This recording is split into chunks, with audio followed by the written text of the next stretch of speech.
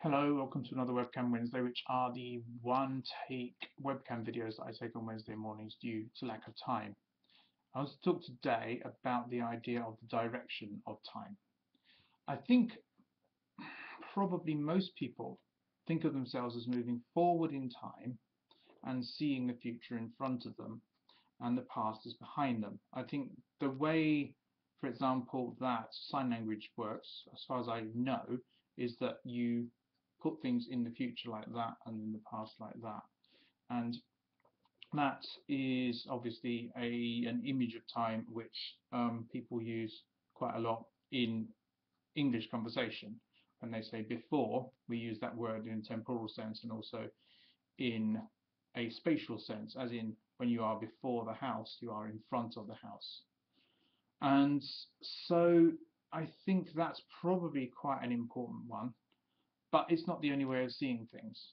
Because we have this metaphor of this thing here, with the progress bar and all that kind of thing, I think that comes up quite a lot nowadays. I think maybe a lot of people think of time perhaps now as proceeding from, and I'm trying to work out which direction to do this in, proceeding from left to right as well. And so the past is in that direction and the future is in that direction. And in fact, I use that metaphor, I have done, on this channel by putting future videos there and past videos there. But that seems to depend partly on the idea um, of the way we write, because in the Latin script, the script that we use to write English, we write from, trying to point correctly for you again, from left to right. And not all scripts do this, so there's a sort of Latin bias there, but I don't actually feel that strongly about Latin bias because Latin is the script that is basically used for everything, or most languages nowadays, and I think, basically that's a lost battle and it's not going to happen anymore. Then you have the other scripts that work in the opposite direction. Obviously, you've also got a few vertical scripts, and those, perhaps people who did that would actually view things in the opposite direction. So they would see, for example, it starting from that side and working across like that. Is that right? This is very difficult because I'm not sure whether this is a reflection or not. So you might expect the past maybe to be on the right-hand side and the future to be on the left-hand side in that situation.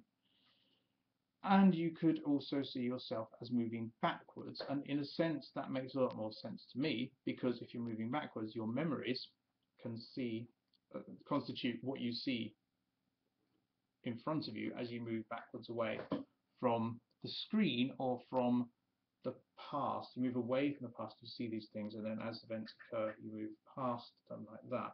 That's quite a passive way of looking at things, and that's something I want to come back to in a second. My view is that moving into the future is a downwards process with you looking upwards, because you see the past above you, that's what you've fallen through, and the future is below you and you don't know what the future holds.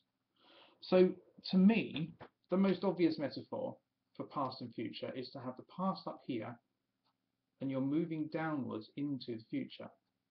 Now, that's also seen as a really passive and negative metaphor by certain people, because we're moving in that direction and we're going down and we can't control the force of gravity. We don't have any anticipation of the future.